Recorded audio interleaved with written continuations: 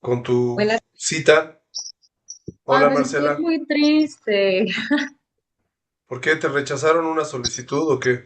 No, porque ahora resulta que los de doble nacionalidad tienen que hacer un papeleo mucho más fuerte y aparentemente no voy a poder viajar en verano como lo tenía planeado. Entonces, bueno, ya me eché mi llorada.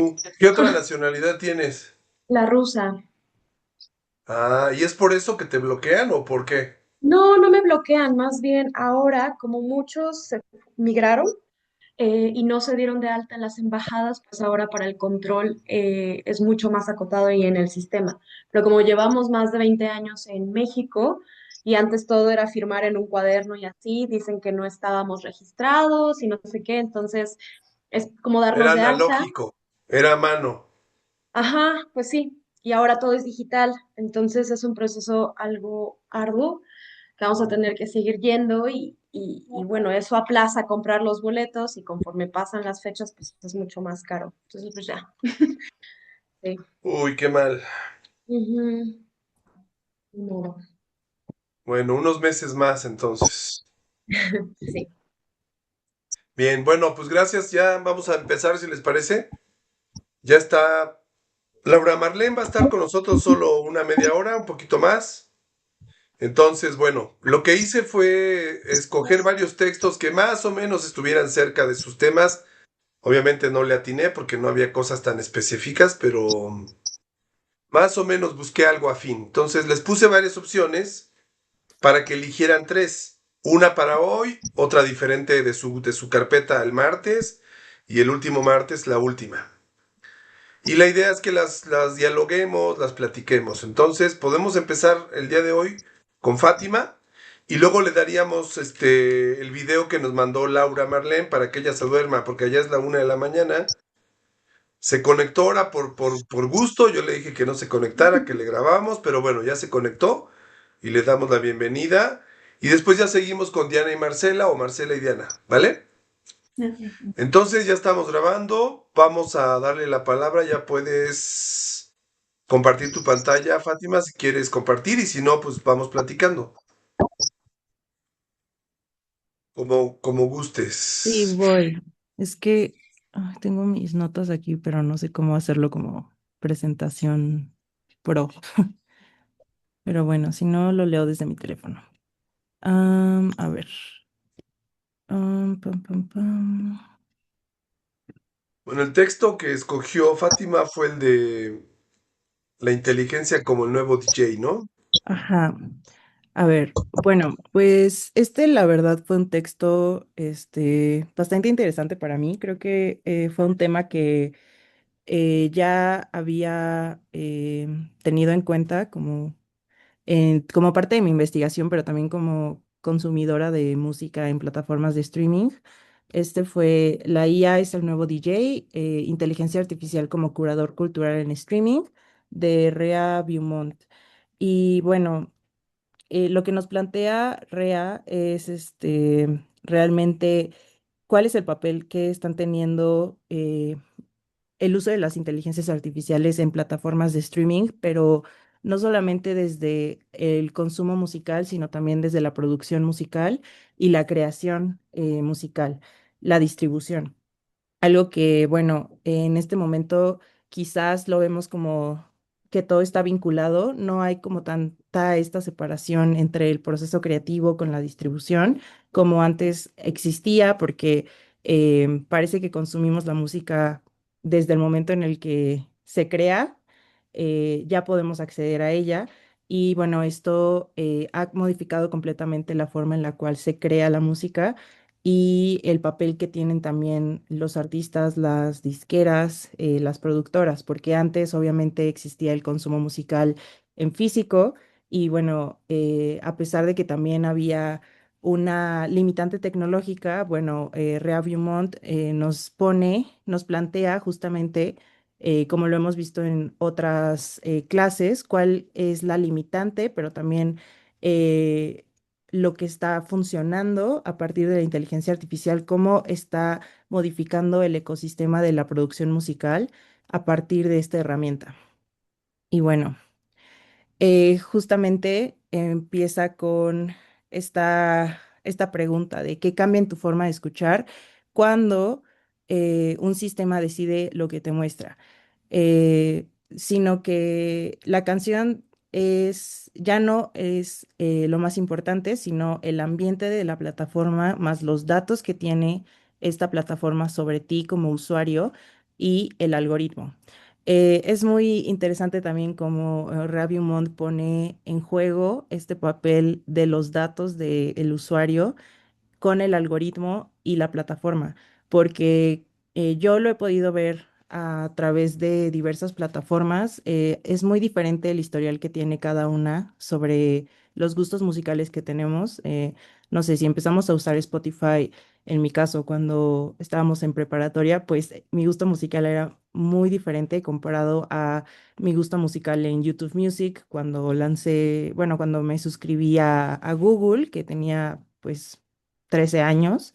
En 3 años, pues fue completamente diferente y los datos que recopila una plataforma que me conoce desde hace muchísimo más tiempo que otra, pues cambia también el perfil que tiene. Esto también nos hace pensar cómo los consumidores nos estamos acercando a las nuevas producciones musicales y si realmente existe un descubrimiento musical. Review Montt nos pone en juego también este papel de la inteligencia artificial como curador, porque, bueno, antes los curadores, o también, como hemos visto en otras clases, los gatekeepers, eran las estaciones de radio, las disqueras, también los sellos discográficos. Entonces, esto se ha modificado ahora. Los principales gatekeepers que tenemos son las plataformas musicales con el algoritmo que crean a partir de los datos que recopilan de cada usuario. La curaduría no es una excepción de este ecosistema en transformación, sino que ahora es la infraestructura donde se están haciendo estas transformaciones de el acceso musical. La inteligencia artificial ya está siendo parte de este terreno en el cual, em, bueno, el descubrimiento musical, el impulso a los artistas, también ya tiene que ver con la inteligencia artificial.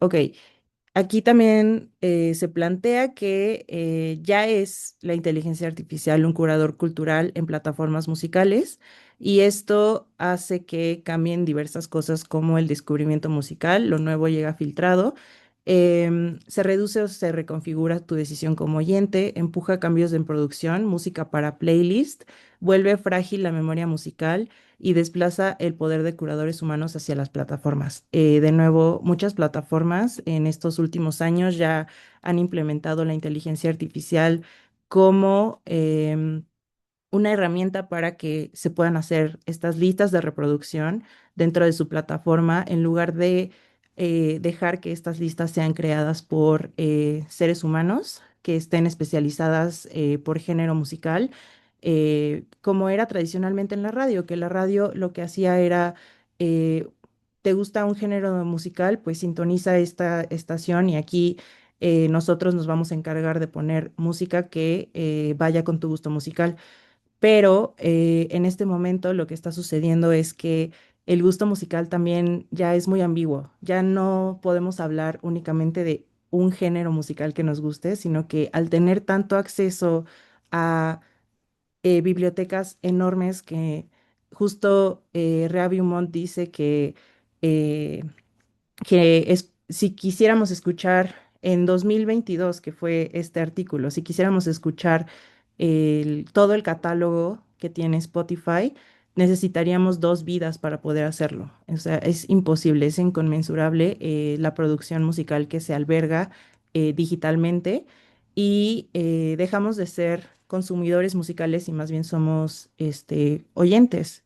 Si también plantea la importancia de estas barreras de pago, porque si dejas de pagar una plataforma de streaming, obviamente tus datos musicales se van a perder y todo esta curaduría que tú pudiste haber hecho como en esta idea de que tú querías tener tu labor artesanal de crear tu género musical, tus gustos, tus preferencias musicales a través de un género musical o de un artista, bueno, esto se perdería si dejas de pagar. Entonces, hay distintas barreras y en realidad dejamos de ser propietarios de la música, ya no tenemos este producto físico en el cual podemos recurrir, sino que realmente estamos únicamente vinculados a una nube a la cual no tenemos acceso.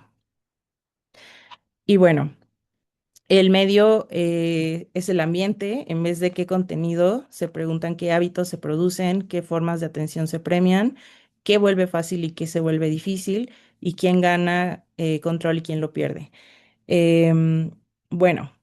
Desde la ecología de medios, como lo hemos visto, un ambiente nos hace estas preguntas. Entonces, en el streaming, el ambiente es la interfaz, los playlists, los rankings, la recomendación y las métricas. Entonces, se premia realmente cómo está em, generando interacción, engagement, una canción con los usuarios que son parte de esta plataforma de streaming, pero es reducir una producción musical a únicamente popularidad dentro de una plataforma, una sola plataforma dentro de, pues ya, yo diría cientos de plataformas de streaming que existen y reducir la labor de los artistas únicamente a cómo están siendo populares, también hace que la labor del artista se vuelva monótona y que, bueno, también existan estos problemas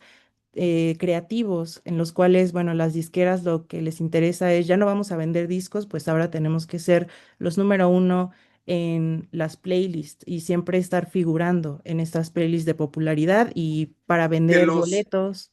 o que los curadores de Spotify, por ejemplo, Sí, te metan en sus listas. ¿Qué es lo que también. está pasando? ¿No es una especie de Ujú, payola, entre comillas? sí. Ellos dicen que no. Los de Ujú, Spotify dicen que no reciben dinero. Pero al parecer hay negociaciones mercadológicas debajo de la sí. creación de listas. Ujú.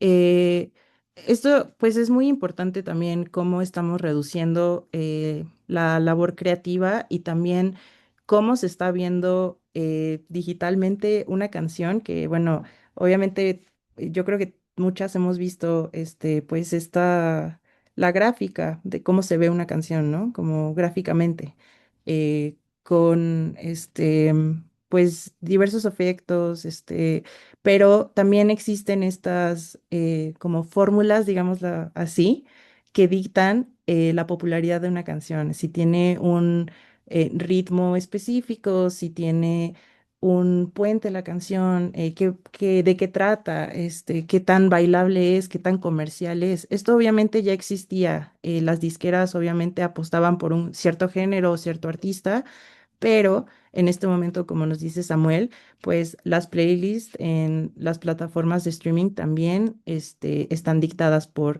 qué tan popular es el artista, cuál es el público que va a acceder a la plataforma, cuánto acceso tiene monetario esta plataforma el artista.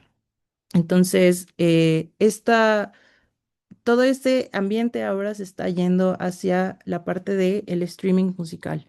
Y bueno, obviamente el streaming es un acceso por suscripción, tu colección vive en una nube, si sales del servicio tu lista y tu historial se pueden perder, la música se vuelve consumo transitorio, es a través de un flujo, no de un archivo. Y bueno, obviamente cambia tu relación con el tiempo, lo que queda versus lo que se va. Sí, Esto, ya no hay coleccionismo, ¿no? Lo dice ahí varias veces, con sí, nostalgia. sí, sí, sí. Bueno, el artículo, que sería la música, se usa para hablar de una memoria cultural, pero también el acceso depende de la plataforma y el archivo al que estés accediendo. Este, Justamente ahora lo podemos leer con la ecología de los medios, pues esta labor del el coleccionista de discos, que ahora es nostálgico tener un disco, los LPs, las ediciones especiales.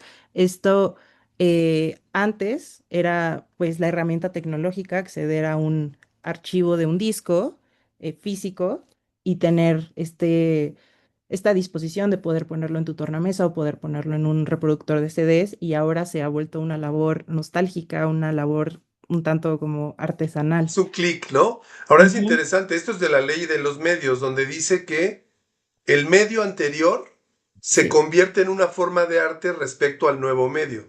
Ujú, Es cuando regresa todo este tema del vintage y que si las consolas, los reproductores de disco, los LPs, y cómo ujú, ahora los coleccionistas tienen un circuito, ¿no? De gente que tiene sí. LPs físicos o en CD, como sea. Ujú.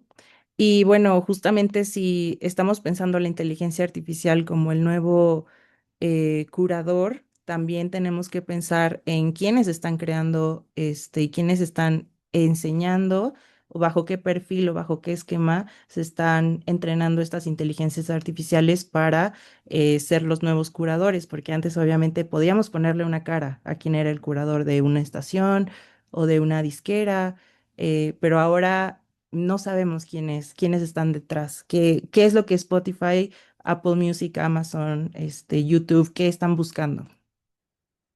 Y bueno, justo la playlist se vuelve una unidad dominante, se escucha por estado de ánimo, de actividad. Esto también, bueno, creo que ya lo vemos como algo que ya está por sentado, porque ya estamos acostumbrados como usuarios a escuchar música mientras trabajamos, mientras hacemos ejercicio, mientras manejamos, sabemos qué es lo que estamos buscando para cierto momento específico, cuando antes justamente escuchar un disco era justamente eso, era escuchar al artista, primero, bueno, invertir para tener acceso a él, ya sea legal o ilegalmente, también se podía hacer, pero invertir tiempo, dinero, infraestructura, tenías que tener ciertas características físicas para poder hacerlo, un espacio en el cual escuchar o tener audífonos. Y escuchabas un disco por completo, del derecho al revés, tratabas de sacarle el más provecho posible.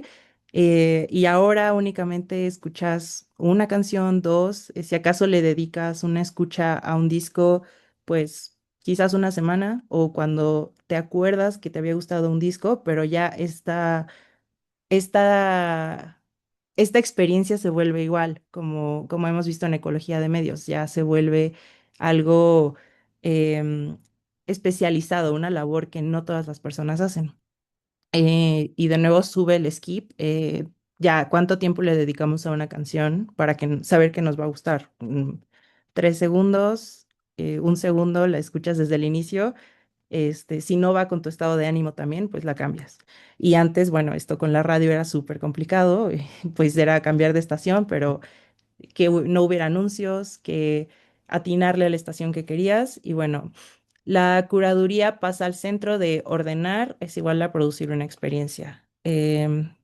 También lo que plantea este artículo es que nos quedamos en un solo ecosistema de sonido, porque al ser tan específico y que la inteligencia artificial esté vinculada tanto a nuestros datos personales, a nuestros hábitos de consumo musical, pero también hábitos de consumo en otras plataformas, porque también pueden tener acceso a ella. También es muy específica la música que se nos ofrece. No podemos hablar de un gusto musical diversificado. Y bueno, esto también nos pone la pregunta de qué tanto estamos descubriendo música, qué tanto estamos dando oportunidad a nuevos artistas también de aparecer, porque si eres un artista emergente, bueno, es muy difícil que te posiciones en las listas de popularidad sin que tengas apoyo para figurar en estas playlists. Y bueno, el sistema aprende de nuestros patrones, recomienda y ordena, empuja tendencias. Como ya lo mencionaba, las recomendaciones son muy específicas, es muy difícil que pueda salir de esta recomendación completamente curada para ti. Los criterios son opacos porque no sabemos por qué aparece lo que aparece, y la curaduría humana queda subordinada a métricas. El riesgo que marca este artículo es que el descubrimiento es mucho más estrecho si solamente seguimos nuestras recomendaciones y si el criterio no es completamente transparente. No sabemos por qué estamos consumiendo la música que estamos consumiendo, y en este momento el único que toma decisiones dentro de la plataforma de streaming es el algoritmo. Y bueno, cuando cambia el medio, cambia lo que se premia. Más peso al sencillo, la presencia constante en las plataformas, en las listas de popularidad, una entrada rápida, los primeros segundos son los que más importan. La música está diseñada para encajar en diversas playlists y la visibilidad depende del ranking y de la recomendación. Y justamente se hace este ejemplo de los contrastes históricos de un catálogo o de un álbum musical versus la lógica de los sencillos y los rankings. Un artista puede crear música que ha sido, pone el ejemplo de Drake, que en 2021 fue el artista más escuchado en Spotify, que tiene más de 100 sencillos y es el artista número uno de la plataforma, tiene 4 álbumes y 100 sencillos y pone a comparación a los Beatles, quienes tenían más de 10 álbumes en toda su discografía y como sencillos únicamente tuvieron 30 canciones, que era como lo usual cuando se lanzaba un disco. Había uno o dos sencillos, tres a lo mucho, y ya era algo extraordinario.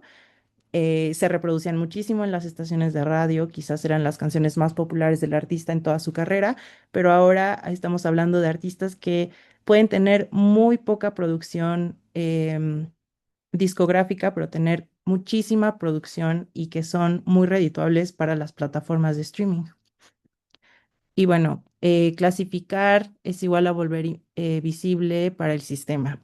Las bases de datos y las taxonomías que sostiene la curaduría algorítmica, como se los digo, cada canción tiene metadatos, que es un género, una época, un mood que puede tener un tempo, que esto funciona como una guía de recomendación, el machine listening, que detecta rasgos sonoros a escala. Entonces, inmediatamente cuando un artista o un usuario sube música, porque también ahora el artículo no lo plantea, pero también existen han habido muchos casos de canciones que han sido populares dentro de Spotify, dentro de diversas plataformas, que son música creada con inteligencia artificial, que el artista no existe, únicamente le ponen un nombre a esta canción, le dicen este es el autor, este es el artista, creamos una imagen con inteligencia artificial de una persona que se vea un poco como a alguien famoso o tomando también, porque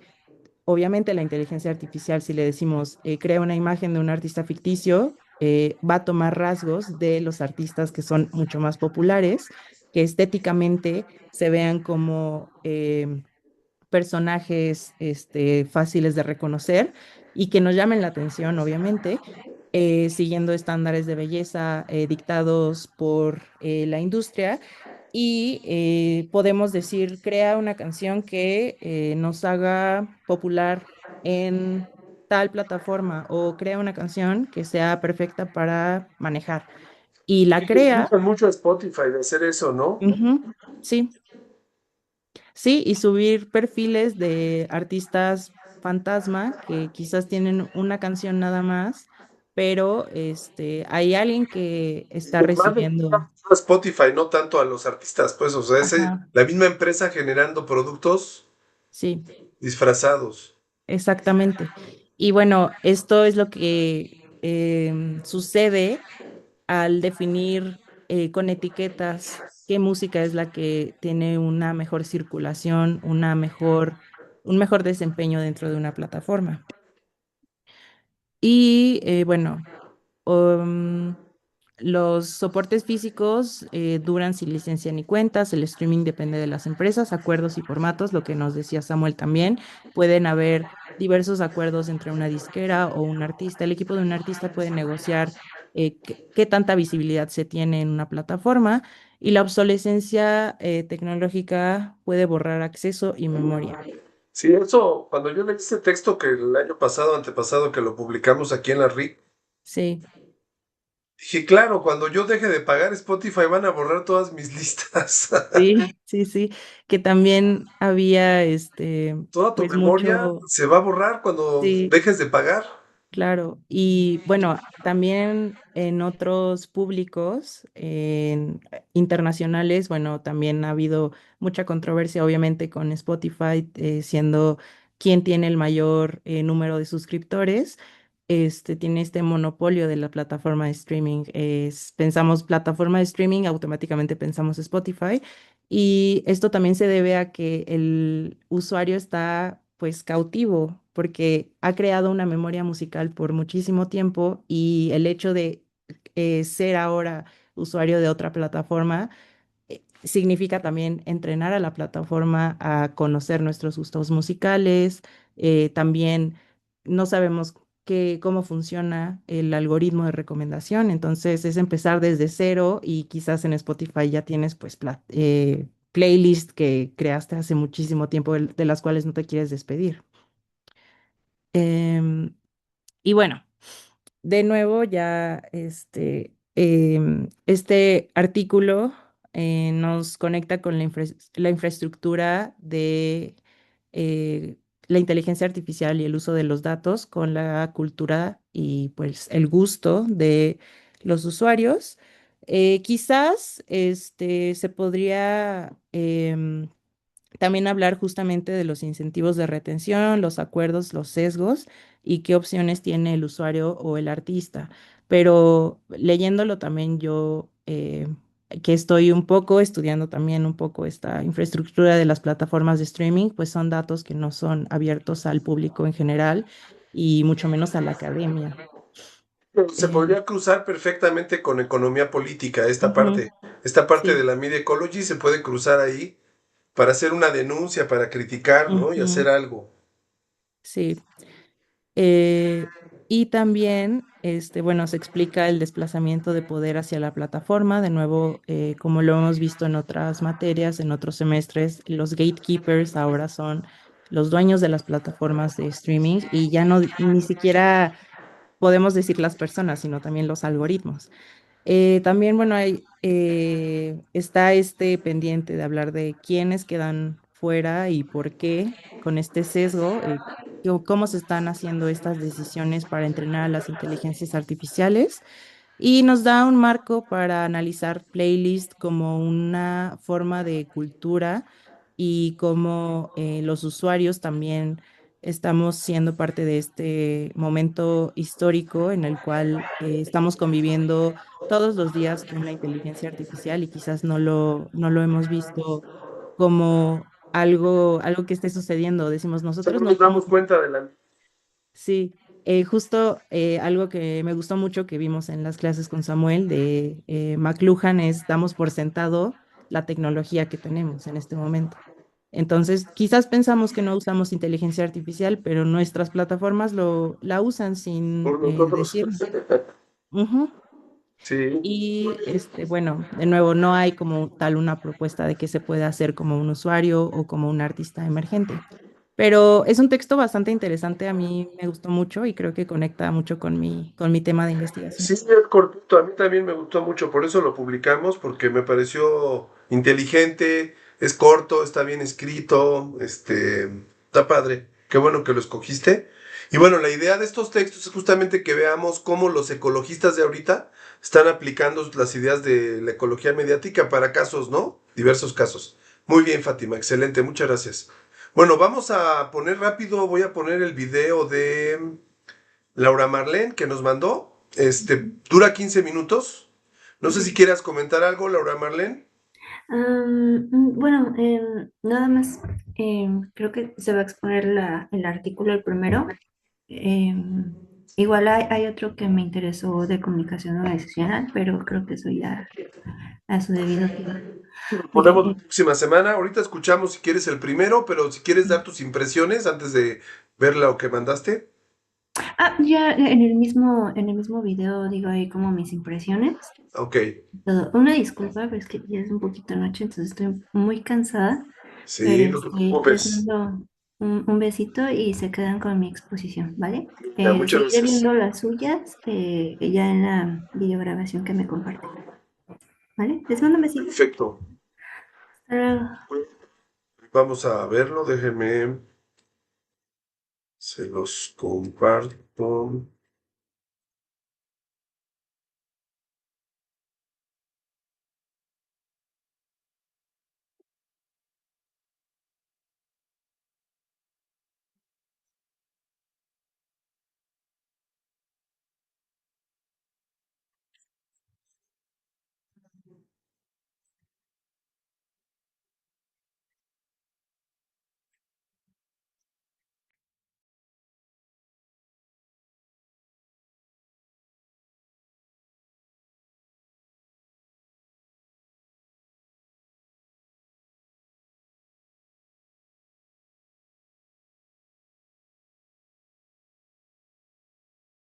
Creo que no se escucha, no sé si ya tenga audio, pero no, yo no escucho.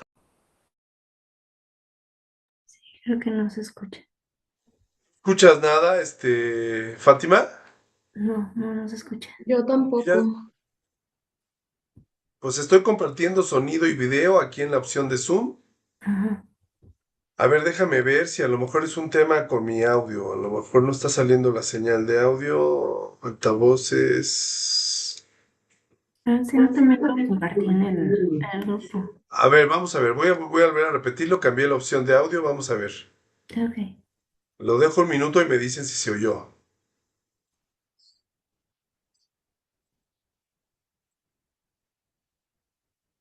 No, no se escucha.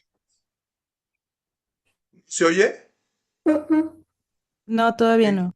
qué extraño. A ver. Estoy pensando que es mi computadora porque ya van dos veces. Micrófonos.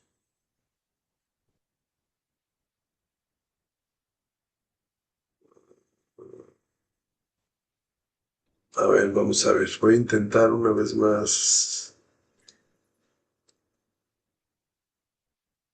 Artículo me gustaría comentarles. Ya se escucha. Bueno, ¿Sí se oye?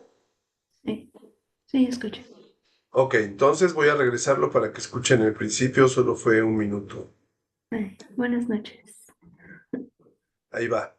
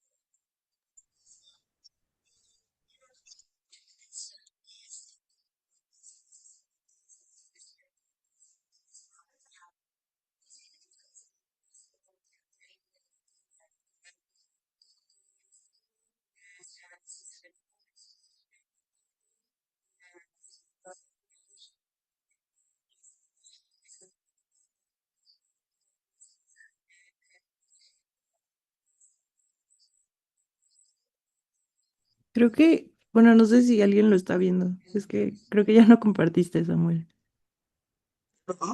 No, ¿Se está compartiendo el video? No. No. no. Aquí lo estoy viendo yo normal. Ah, ¿se dejó de compartir? ¿Qué pasó? Sí, creo que sí. Creo A que ver, solo tú lo estás viendo. ¿en serio todo el minuto anterior no lo vieron? Ay, No, caray. perdón. Y yo me quedé como en silencio, como no sé qué está Ok, pasando. ya. Entonces déjenme regreso tantito. Sí, Bueno, vieron el saludo que hizo, ¿no? Su sí, compañera. sí, Y sí, luego sí. ya la presentación, el inicio, que es aquí. Iniciar desde Ya, la ahora economía. sí. Claro, el primer artículo me gustaría comentarles.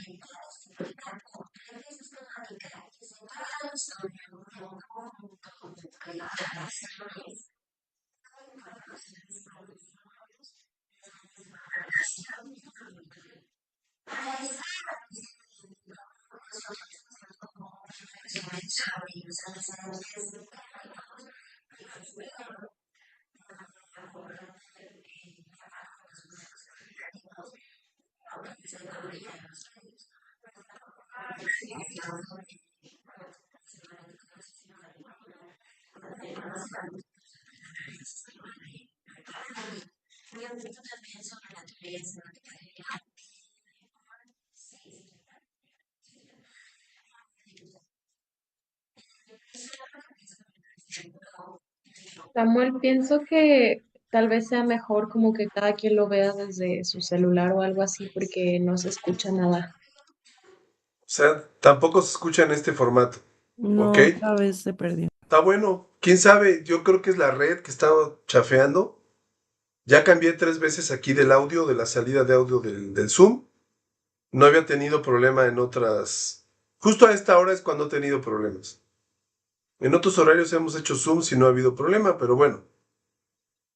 Lo bueno es que lo mandó, entonces lo podemos ver en el grupo, ¿les parece?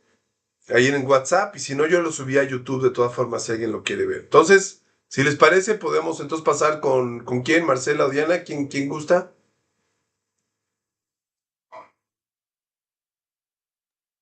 Como quieras, Marce, tú decides. Ok, yo, al cabo el mío está muy chiquito, es un documento sencillo, es un manifiesto. Estoy en mi teléfono porque ya ven que mi compu no funciona bien. Voy a No te ver preocupes, si se puedo escucha bien. compartir, si no, a ver, permítame. ¿Sí se puede compartir desde el celular? ¿Normal? No sé, yo nunca lo he Creo hecho. que no. A ver si documento. Si no, me lo mandaste. Si quieres, yo lo proyecto, Marcela. Ay, te lo voy a Me lo agradecer mandaste por mucho. correo. Sí, aquí lo tengo, Sí, ahorita lo por estoy correo. abriendo. Ahí va. Vamos a ver. Ahí va, lo comparto aquí y me vas diciendo cómo lo voy.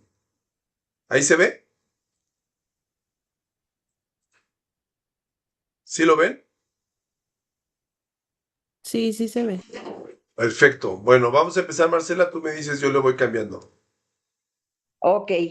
Bueno, el documento que me tocó es un manifiesto sobre cómo ser un ecologista de los medios. Los autores son Cali Gustafson, es un documento bastante reciente, es del año pasado. Y ¿podemos ver la siguiente? Ya se está Eh, viendo la bueno, siguiente. y bueno, sí, podemos ver entonces que lo primero que hacen ellos es muy rápidamente y de una manera muy esquemática, dicen qué es y qué no es. Básicamente señalan que no es un campo de estudio, que su marco de referencia no está en tratar de hacer nada, ni de producir, ni de generar, eh, no va a responder al impulso de producir como conocimiento como hacen las disciplinas y los campos de estudio, y tampoco busca el valor cultural de los resultados eficientes y rápidos. Lo que sí es literalmente una forma de ser. Es decir, esta es una afirmación ya bastante radical. Se sale totalmente de las disciplinas, de los campos de estudio. Luego, es además un ser con, ese va a ser su marco de referencia. Lo relacional está en su núcleo, en el núcleo de la ecología de los medios está la racionalidad, la relacionalidad. Por eso es ser con, en contraste con hacer, que es propio de las disciplinas y de los campos de conocimiento.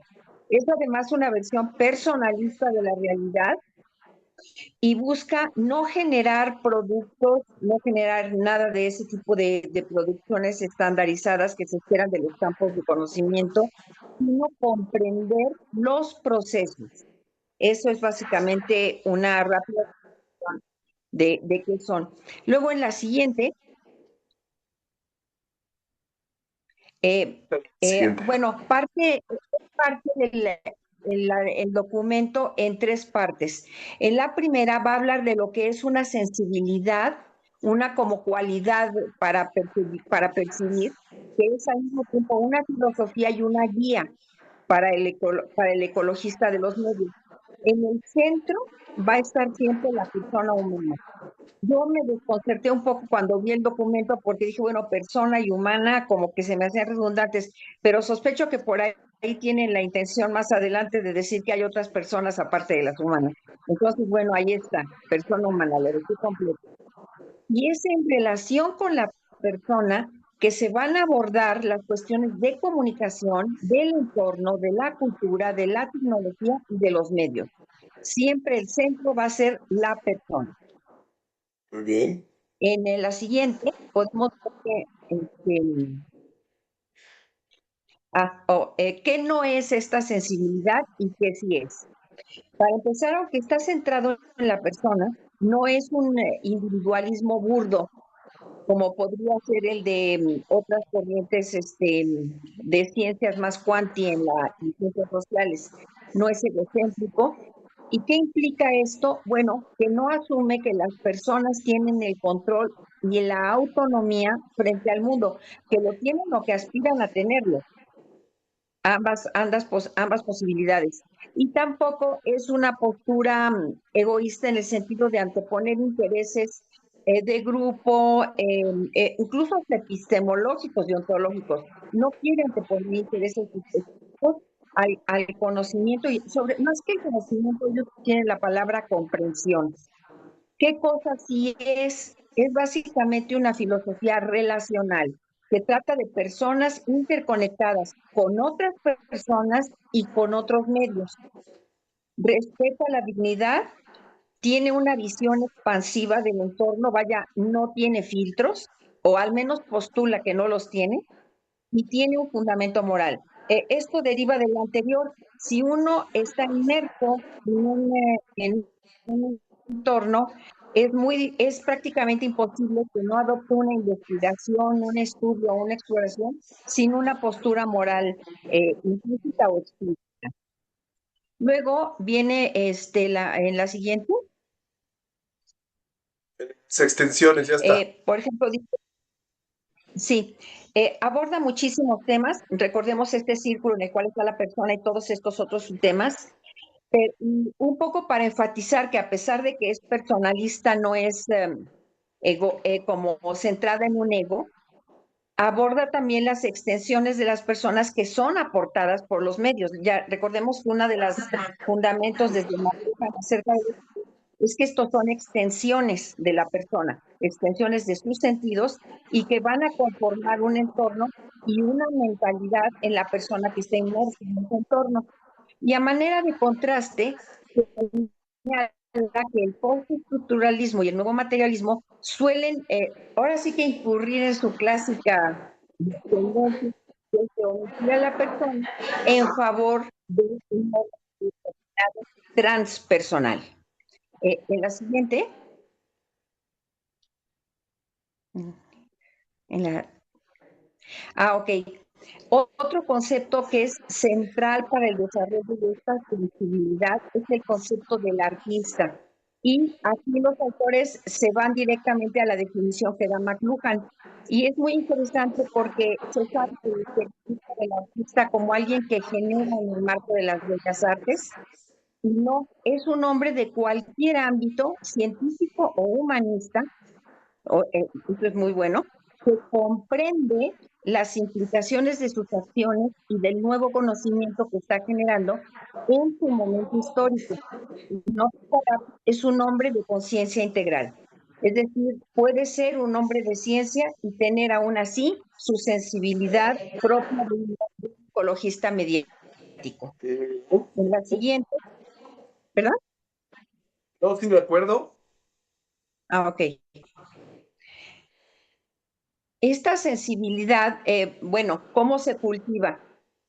Los autores señalan que que es una forma de conciencia que puede iniciarse simplemente con una sensación de que algo no está cuadrando. Hay una discordancia, hay una perturbación.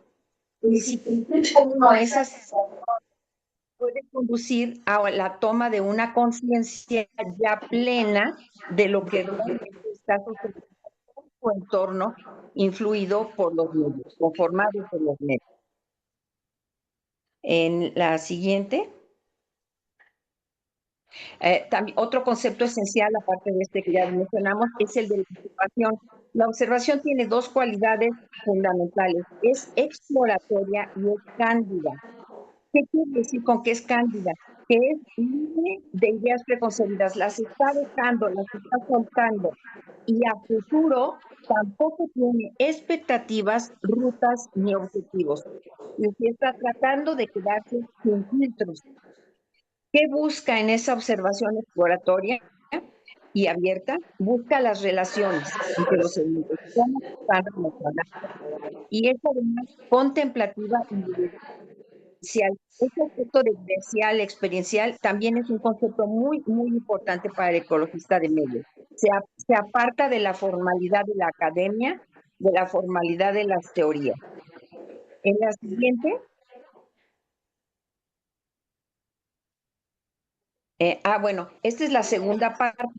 Él iba a mostrar primero lo que era la sensibilidad, del ecologista. A continuación va a presentar los retos que representa para el ecologista ciudadano. Y señala, en primer lugar, a nivel macro, las corrientes culturales predominantes que tienen valores sociales que están totalmente dedicados a beneficio económico, a consumismo y al tribalismo. El tribalismo, creo que sobre todo si hemos visto algo de antropología, pues es una separación de ellos y nosotros, un énfasis en las diferenciaciones. Bueno, luego en la siguiente, aparte de este marco general cultural, están externamente, pero en el ámbito, digamos, intelectual, académico, de medios, está un reto que es el menosprecio que se ha hecho de la ecología de medios, porque básicamente se le critica mucho su exploración no lineal, su eclecticismo y su transdisciplinariedad. Es decir, el no tener bordes pone nerviosa a mucha gente. Se ponen muy inquietos y lo desestiman, y además hacen falsas atribuciones respecto al ecologista de los medios. Por ejemplo, lo suelen encostalar con los luditas, que son la gente que se opone al desarrollo tecnológico. Ahí tenemos un monito, un ludita, y los ecologistas de los medios no lo son.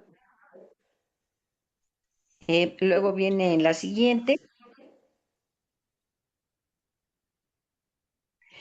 Ahora, también hay otros retos, aparte del general cultural y del específico de los ámbitos de los medios académicos y de la profesión, hay retos internos para los ecologistas de los medios.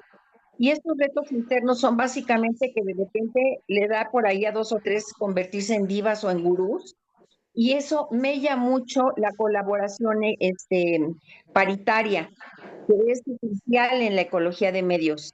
Es muy, muy importante, es esencial. Y este tipo de comportamiento de gurús y de grandes voceros los perjudica. Y además conduce a una característica que ellos critican mucho, que es la del tribalismo. Es decir, nosotros y los que nos critican, y entonces este tipo de separación son bastante destructivas. Y finalmente hay un tercer punto, que es el reto para evitar que se institucionalicen y por lo tanto se reduzcan el pensamiento del ecologista en los ámbitos intelectuales, digamos, que se reduzca a cuestiones académicas, que se reduzca a objetivos de enseñanza ajenos a la curiosidad espontánea, y que se reduzca a lo formal versus lo experiencial o vivencial. La siguiente, tenemos ya la parte final del documento, en la que él señala grupos de actividades que contribuyen a la formación de un ecologista de los medios. Señalan en primer lugar la lectura expansiva. ¿Qué es la lectura expansiva? La que no le pone pero a nada. Es decir, abarca absolutamente todo, ficción y no ficción, poesía y prosa, novela, noticias, pasquín, obras de arte, lo que sea. ¿Por qué? Porque así se va a cultivar la conciencia política de los medios, ya que todo el material de lectura es ambiental, está hecho en un contexto y por lo tanto va a contribuir a enriquecer el sentido de la condición cultural histórica de un momento dado, así como del lector en esa situación. Es decir, nada tiene desperdicio, todo recibe cultural. Luego viene otra cualidad de la lectura expansiva, la siguiente. En la siguiente diapositiva. Sí. Además, tiene otra cualidad y es que alerta los sentidos en una forma específica que no ocurre en ningún otro medio. Son básicamente tres características de esta forma particular de la lectura. La primera es que promueve el pensamiento coherente. Segunda, retiene la atención. Y la tercera, promueve el pensamiento racional lineal. Uno diría, bueno, si están tratando de pelearse todo el tiempo con los pensamientos lineales, como ecología de medios, pero aquí explican los autores que esto es para hacer un contrapeso al mundo digital que es aplastantemente no lineal y volátil. Entonces, esto ayuda, la lectura expansiva ayuda a contrarrestar el efecto de un mundo digital no lineal y volátil, da estructura. Luego viene la siguiente esfera de actividades, que es la reflexión profunda. Los autores señalan que la pausa y la quietud son resistencias a los valores de la velocidad y la eficiencia, es decir, los de producir más en menos tiempo. La resisten. Si uno se pone en pausa y se aquieta, resiste. Y además la meditación en soledad va a cultivar la vida interior y a promover el amor por el aprendizaje, por el pensamiento y por el ser. La idea de entendimiento más que de conocimiento es central en la ecología de los medios. Y finalmente tiene un tercer grupo de actividades en la siguiente, ¿no?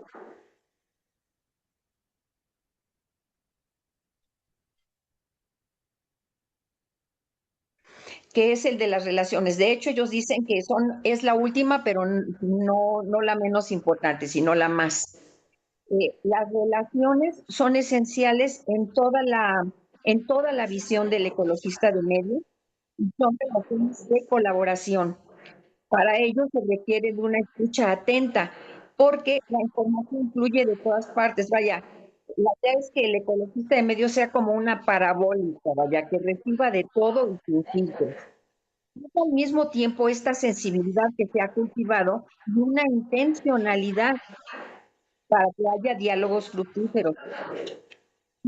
No guía a estas relaciones el deseo de acumular información, sino de comprender los procesos, es decir, cómo funciona el mundo, cómo funcionan las cosas y cómo funcionan en relación de una forma tras una red. No están buscando puntos de vista, comprender lo que sucede. Y finalmente, estimulan mucho al ecologista de los medios para que trabaje siempre en un equipo que lo retroalimenta y lo nutre. Y hasta ahí. Muy bien, Marcela, muchas gracias.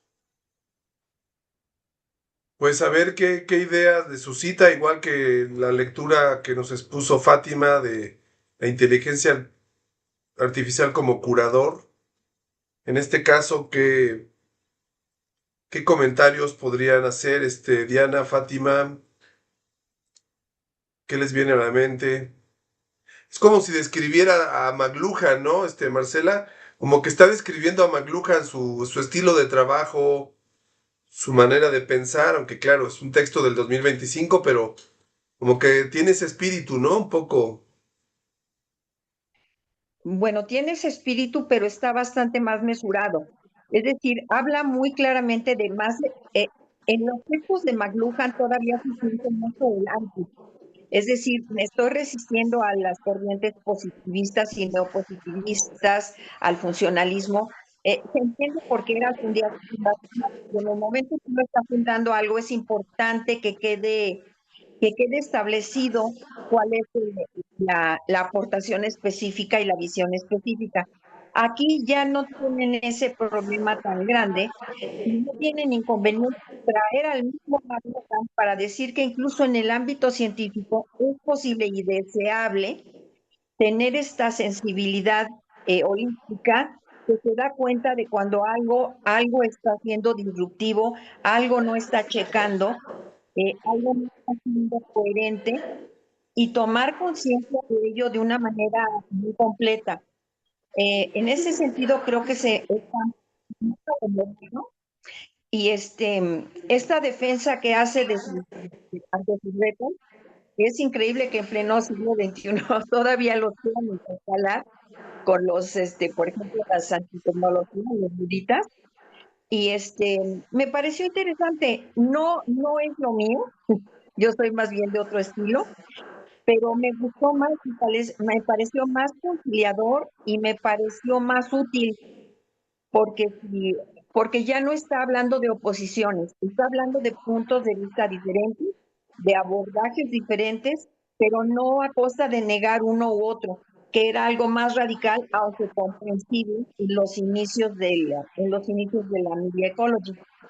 De acuerdo, sí, muy bien. Este texto pues, es un manifiesto, ¿no? Es una declaración de un ideal, ¿no? Digamos, ese sería el ideal de lo que es el ecologista mediático según este investigador. Y es interesante, o sea, es un ensayo y tiene esta visión, digamos, del deber ser, ¿no? Del ecologista mediático, el ideal, la figura ideal del ecologista mediático, con esta sensibilidad, esta transdisciplina, tener capacidad de interrelacionar disciplinas más allá de los límites, ¿no? El tema de la lectura, de ser sensible a no estar cayendo en las modas, ¿no? Es como sí, pues es un manifiesto, ¿no? De acciones que uno debería, si uno quiere ser ecologista mediático.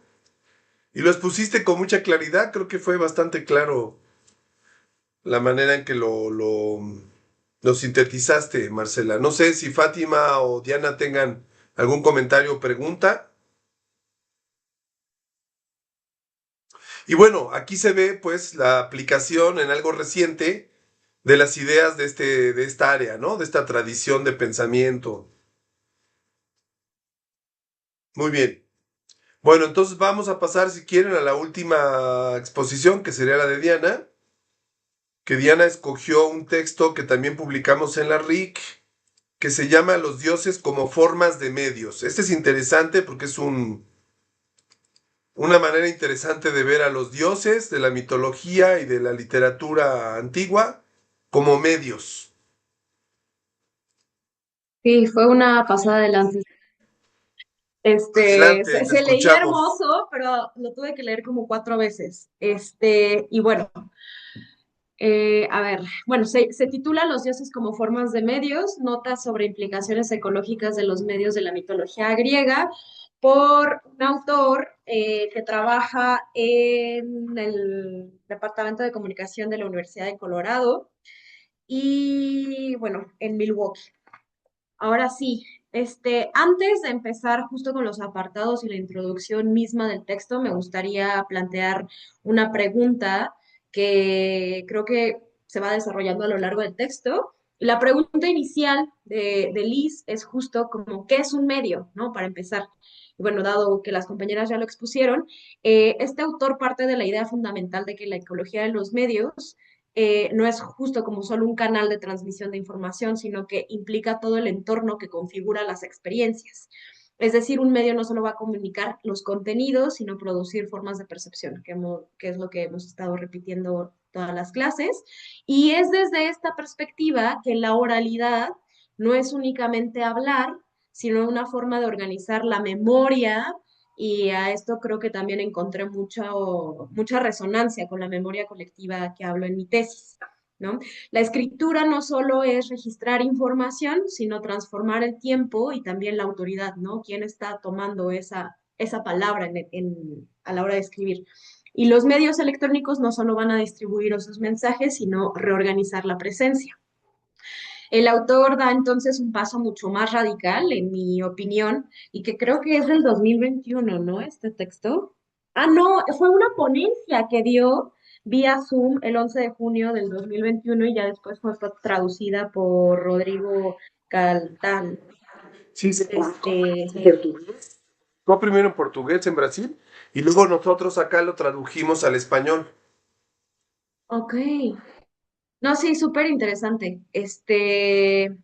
Y bueno, o sea, ¿por qué da un paso más radical? Es porque si un medio es aquello que va a estructurar la experiencia del mundo, la mitología, ahora sí, adentrándonos en el tema, puede entenderse como un medio y aún más, cada dios, en este caso va a ser de la cultura griega, funciona como una forma específica de mediar ese mundo. La religión griega en esta lectura no solo se va a explicar precisamente como una creencia, sino como una tecnología cultural de percibir nuestro alrededor, ¿no? Y nuestro ambiente. Por eso es que los Esa dioses es van la a ser. clave, ¿no? O sea, si puedes repetir esa idea es muy buena, es muy interesante además. La repito. La religión griega en este texto no solo se va a explicar como una creencia, porque sí lo es, sino también como una tecnología cultural de percepción del mundo. Y los dioses, aquí vamos a verlos no como personajes, como pues yo fui instruida en la secundaria, en la prepa, ¿no? Cuando leía la Odisea, por ejemplo, los veía como personajes. En este caso va a ser como ambientes, ¿no? Y una de las operaciones más interesantes de este texto es justo considerar, es dejar de leer a los dioses como estas figuras narrativas y los dioses van a ser no solo equivalentes a héroes de historias, ¿no? Eh, Cada uno va a organizar a su manera las relaciones que tiene con la realidad de los mortales, ¿no? Esto cambia completamente la pregunta y la cuestión deja de ser en qué creían los griegos, ¿no? Sí, y pasa a ser qué tipo de mundo hacía posible esa mitología. Les digo que lo leí como 4 veces, entonces tal vez está un poco acá de Lulu, pero los dioses van a estructurar el cosmos, pero no a representar las fuerzas naturales, las van a hacer habitables. Habitar como también es una palabra como que uso mucho en la tesis y yo creo que más bien, pues le encontré mucho sentido. Eh, la mitología va a operar como un sistema cognitivo o sea, de manera colectiva y va a permitir comprender fenómenos como el clima, la guerra, la fertilidad, el comercio, la muerte, las disputas y a través de formas personificadas, que van a ser los dioses que ahorita vamos a revisar, van a volver visible lo invisible.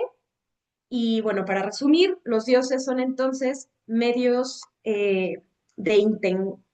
bueno, o sea, intangibles. Trate de pronunciar la palabra inteligibilidad. Eso. Ahora sí, justo como medios vivos. Aquí menciona en el texto cuatro dioses, no, 5 dioses, aquí solo puse 3. Pero bueno, primero nos habla de la red invisible de Hefesto. Bueno, Hefesto era el dios artesano, era un herrero, un constructor de artefactos. Sin embargo, el autor no se centra en los objetos que va a fabricar o que fabricó, sino en la lógica que introduce estas interconexiones técnicas. Eh, lo más clave es que la red invisible con la que Hefesto atrapa a Ares y Afrodita, porque Hefesto estaba, entiendo que en una relación matrimonial con Afrodita y Ares era el amante, los atrapa en la cama misma de Hefesto, mientras él finge irse de viaje, ahí les tienta la red invisible que les cae una vez que están juntos, ¿no? La trampa no solo es una fuerza física directa, sino una estructura pues relacional, es una malla que hace invisible un vínculo oculto. Aquí aparece la primera en mi opinión, tesis fuerte del autor, que es el medio no es el objeto, ¿no? O sea, no es la malla, sino la relación que la malla va a organizar. La red de Hefesto funciona como un modelo eh, antiguísimo de un sistema mediático, ¿no? No actúa mediante el contacto, sino mediante estructura, porque va a permitir revelar algo que estaba ocurriendo, pero no era perceptible socialmente, y esto era justo como el engaño, la infidelidad. En términos actuales, es una tecnología de visibilización. La comunidad de los dioses no descubre el adulterio por testimonio ni por violencia, sino porque la red lo hace observable. Entonces, es decir, este medio que es la red va a producir una verdad social. Para el autor, este mito va a anticipar la lógica de los medios que le siguen. Aquello no va a organizar la percepción colectiva, perdón, aquello que organiza la percepción colectiva no es la fuerza, sino la mediación técnica. La red no crea el hecho, pero lo convierte en el evento público. Y justo es que Hefesto introduce una nueva forma de organización social. Es la posibilidad de que la realidad sea expuesta mediante dispositivos, en este caso, pues la malla. Eh, no sé si también incluir algunas citas, pero bueno, creo que la más evidente en el texto es que dice, en primer lugar, los dioses poseen cuerpos y deseos, al igual que los seres humanos. La inclinación instintiva a la sexualidad eh, se manifiesta no solo en los animales, sino en los propios dioses. En segundo lugar, la naturaleza de la fidelidad y el matrimonio encuentra espacio desde el dominio de las deidades. Los humanos pueden mentir y engañar, ¿y quién? Esto está fuertísimo. ¿Y quién serían mejores para sus modelos de infidelidad animal sino los dioses que ostensiblemente poseen genitales, puesto que tienen cuerpos? Curiosamente, Hefesto está casado con Afrodita. Y es justo que dice, ¿no? Como de, pues que no le sorprenda que los humanos son el reflejo de los mismos dioses, ¿no? Luego nos habla de Apolo y Dionisio como arquetipos dialécticos y bueno, el autor retoma aquí la conocida tensión trabajada desde Nietzsche entre forma y desborde, medida y éxtasis, ¿no? O sea, recordemos que Dionisio era así conocido como por las super fiestas y borracheras, eh, eh, sí, que armaba. Entonces era así, como que todo lo extrovertido, todo lo de éxtasis y Apolo al contrario, ¿no? Súper medidor, calculado, bajo los marcos, ¿no? Pues podemos decir introvertido en este caso, ¿no? Como su relación dialéctica a Dionisio. Y ahora, interpretado esto desde la ecología de los medios, Apolo representa la distancia, la claridad, la visualidad ordenada, es el dios de la forma ay, perdón, inteligible. Su mundo es el de la interpretación, la estabilidad y la previsibilidad. Podemos decir que apela a una percepción estructurada, ver para comprender. Y Dionisio, en cambio, produce inmersión, no organiza la mirada, sino la experiencia corporal. Sus rituales, justo de las fiestas, disuelven la separación entre lo individual y la comunidad. La comunicación no ocurre mediante interpretación, sino mediante participación. Aquí Liz o sea, los pone como opuestos morales, sí, pero también como dos modos de mediación social. Es decir, Apolo va a mediar mediante la representación y Dionisio mediante la presencia. Uno va a establecer orden cognitivo y el otro va a producir integraciones afectivas. Y aquí el punto clave es que la sociedad necesita ambos tipos de mediaciones y no se puede sostener únicamente por la racionalidad ni únicamente por el éxtasis colectivo, ¿no? Es como este balance de la vida. Y la mitología griega, al mantener a ambos dioses, va a reconocer que la cohesión social depende de una ecología mediática equilibrada. En este caso tengo una cita justo, bueno, en este apartado no solamente retoma a Nietzsche, sino también a Jung y a Freud. Y si pensamos en Jung, él argumentaba que desde tiempos primordiales se ha llamado instinto a la manera de innata de actuar y para esta forma de temor psíquico al objeto propongo llamarle arquetipo.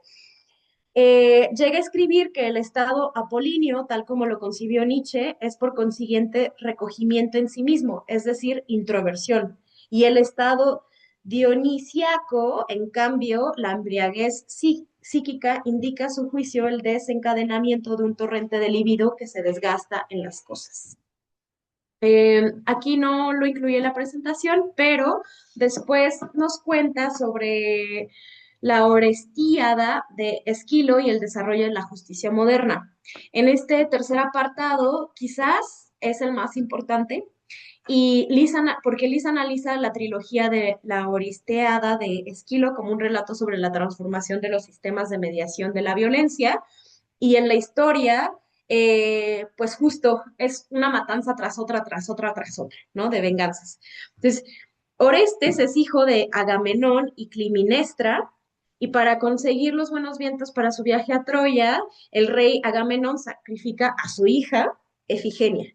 Entonces, la hermana de Orestes, para compensar esa transgresión cometida contra la diosa Artemisa, y se venga por el sacrificio de Ifigenia y Climinestra, que era la mamá, asesina a su marido Agamenón y luego Apolo, en los sueños de Orestes, le ordena vengarse de ese asesinato de Agamenón. Él lo obedece matando a su propia madre y a su amante.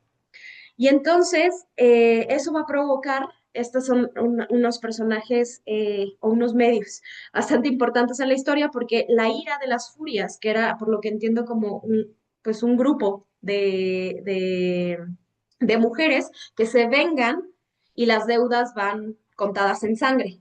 Entonces, para escapar de las furias, Orestes va a huir a un santuario de Apolo y es ahí que ocurre una deliberación intelectual, ¿no? Entonces, ellas, las furias, van a exigir la sangrienta venganza, pero pues ocurre algo que lo va a mediar. Entonces, eso viene como en la segunda parte. Eh, en la historia, justo de estas matanzas, desencadenan la persecución de Eriñas y las fuerzas arcaicas de justicia basadas en venganza, como esto de ojo por ojo.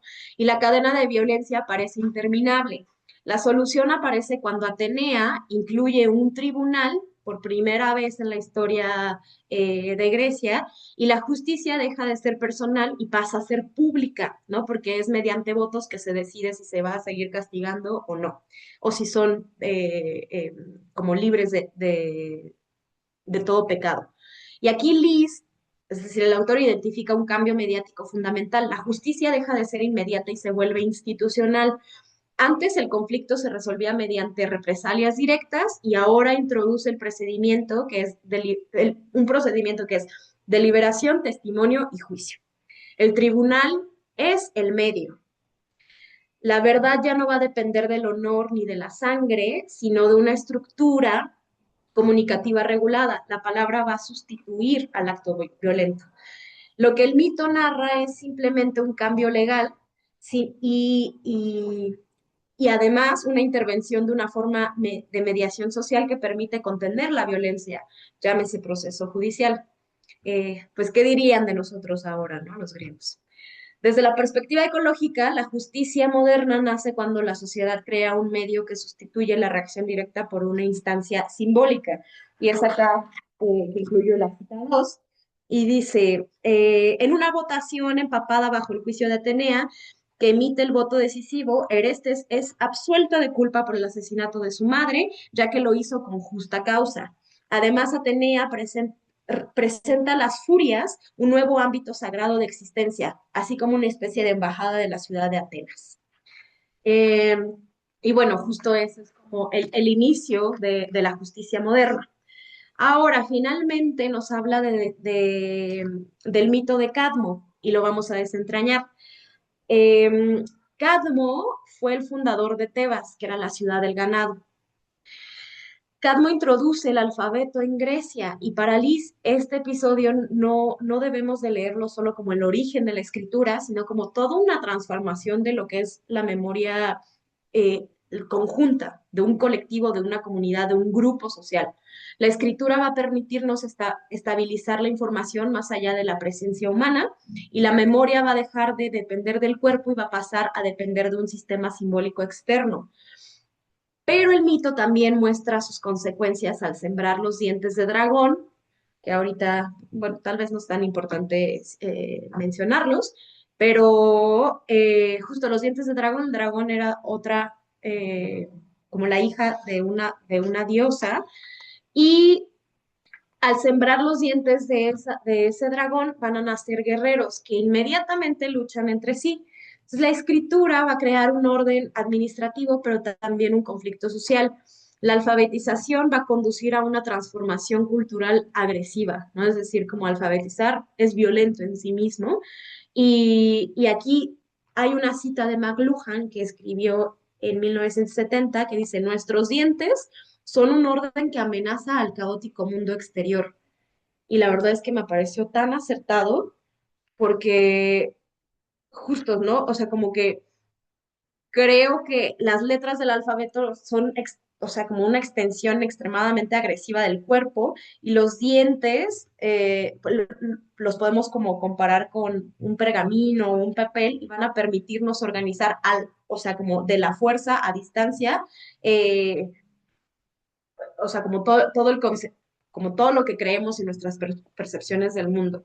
Y a violento no necesariamente me refiero como una cuestión militar, sino como también, pues nombrarse, además de que puede ser libre, muchas veces puede ser violento, ¿no? Sobre todo si te obligan a hablar un idioma o escribir un idioma que no es el tuyo. Lee sugiere que cada medio reorganiza la sociedad de formas ambivalentes y la alfabetización permite instituciones complejas, pero también va a inducir nuevas formas de poder y jerarquía. Porque la domesticación en todos sus aspectos, aquí en este caso hablaba como primero de los animales, ¿no? Conduce a dos grandes cambios, la permanencia y continuidad de la residencia de las personas, ¿no? Porque una vez que domesticas a los animales y ya tienes tu terreno, tu campo, pues como que es más factible que permanezcas ahí, dejes de ser nómada y continúes así generación por generación, pero también la domesticación va a conducir al ejercicio de control y previsión sobre procesos antes sujetos a los caprichos de la naturaleza, ¿no? Es decir, hay llueve o hay un huracán, no sé qué, hay que desplazarnos, o sea, y dejar este lugar. Eh, pero bueno, ¿y quién nos va a decir cuándo movernos y cuándo no? El mito advierte que la tecnología de comunicación produce tanto integración como tensión social. ¿Por qué el autor llama esto implicaciones ecológicas? Que recordemos que después de toda esta clase de historia de mitología griega, decía que todo esto van a ser notas de implicaciones ecológicas de los medios, ¿no? Es decir, la mitología, porque nos va a como mostrar una relación entre los entornos simbólicos y las formas de vida. La mitología en este caso no era una superestructura cultural separada de la realidad, era el ambiente dentro del cual los griegos pensaban, recordaban, tenían miedo, celebraban, actuaban, se casaban, ¿no? Y en este sentido los dioses no eran simplemente creencias o creídos, que es el verbo que quiero utilizar, sino que eran habitados. El mundo estaba mediado por ellos y esta implicación me parece bastante clara porque también nosotros habitamos ambientes mediáticos. La diferencia es que hoy esos ambientes no toman forma de panteón religioso o de una mezquita, sino sistemas técnicos como pantallas, plataformas, algoritmos, redes sociales, etcétera, pero su función es bastante comparable a los dioses griegos, porque o sea, las pantallas, al igual que, no sé, Dionisio, va a organizar nuestra atención, nuestra percepción, lo que creemos como autoridad y nuestra forma de recordar, es decir, de hacer memoria. Finalmente, ay, ya hasta se me olvidó bajar la diapositiva. Bueno, No pasa nada. Te tocó el texto eran dos, más complejo de todos. sí. Esto es algo que yo acá dejé extra, ¿no? Como que también hablando de esta relación entre lo simbólico y las formas de vida, me parecen que estos símbolos como Prometeo encadenado o como Gaia en la cultura ecológica, o sea, son símbolos que hasta la fecha prevalecen en nuestra realidad, incluso de este lado del continente, del mundo. Bueno, en conclusiones, el autor concluye que la mitología griega puede entenderse como una reflexión temprana sobre los medios. Cada mito analiza una forma distinta de mediación. Hefesto, visibilización técnica. Apolo y Dionisio, organización perceptiva. La Orestíada, mediación institucional de la violencia. Y Cadmo, externalización de la memoria. La mitología en este caso no describe medios técnicos, pero sí nos describe problemas mediáticos fundamentales. Cómo hacer visible la realidad, cómo cohesionar a la comunidad, cómo regular la violencia y cómo preservar la memoria. O sea, prácticamente nos da como un manual de supervivencia social. Por eso el autor afirma que los dioses son formas de medios, no porque sean tecnologías, sino porque son estructuras que más bien, que son como los medios que estructuran la experiencia social. La implicación final me parece que es directa porque los medios contemporáneos cumplen funciones muy similares y también organizan la percepción, lo que decíamos, ¿no? Como la manera en que percibimos el mundo, pero también cómo disfrutamos ese mundo. Es decir, como nuestros conflictos, tanto interpersonales como intrapersonales, también nuestras memorias, y no solo comunican, sino que configuran el mundo que habitamos y bueno, pues finalmente estudiar la mitología como ecología de medios, toda una chamba, pero o sea, a mí me permitió reconocer que siempre hemos vivido dentro de entornos mediáticos, ¿no? Porque pues de la historia griega, pues, o sea, hablamos de Un punto, claro. no sé cuánto, no soy historia, Sí, 25 pero siglos, dependiendo de qué parte de Grecia. exacto. Entonces, y bueno, también podemos hablar de los dioses de la antigua Mesopotamia, y también de los dioses de, de tantos que había acá, ¿no? En Mesoamérica. La diferencia no es su existencia, sino siempre su materialidad, ¿no? Y pues ya. Sí, este texto es complejo porque pues abarca una interpretación de los mitos y de estos personajes de la mitología y su engarce, su interpretación desde la ecología de los medios, ¿no? Y esta hipótesis que es bastante interesante, ¿no? De que él analiza estos, pero como tú dices, se puede ocupar para analizar cualquier otro tipo de mitologías, ¿no? Pensaba yo en la Virgen de Guadalupe, ¿no? Podría ser vista como un medio y Sí, aplicar la sí, sí. misma lógica, ¿no? Lo que él dice es que los dioses, en este caso de la mitología griega, lo que hacen es funcionan como ambientes que permiten la cortesía o que permiten que no nos matemos, digamos. Esa era la función que tenían en la antigüedad, ¿no? En la prehistoria, digamos. Servir como contenedores de la agresividad para que la gente no se agrediera, no se matara. Y que cuando llegamos a la época moderna, a una época secular, una época, entre comillas, más racional, al ir desapareciendo los dioses, va desapareciendo ese contenedor de agresividad. Sí, justo acá tengo ya la cita final que habla de lo de la cortesía. Es, los dioses poseían cuerpos, sentían dolor y emociones y sufrían por la vergüenza y la pérdida. Los dioses mostraban un interés activo por los humanos, no porque desearan nuestra reverencia, sino porque eran nuestros antepasados directos. Se casaron, dieron a luz humanos, fueron testigos de nuestros éxitos, nuestros fracasos, nos apoyaron en nuestras pruebas y lamentaron nuestras caídas. Sugerir que los dioses encarnan formas mediáticas es afirmar su papel como medio, un vínculo entre la caótica anarquía de la prehistoria y lo que podríamos llamar formas modernas de cortesía.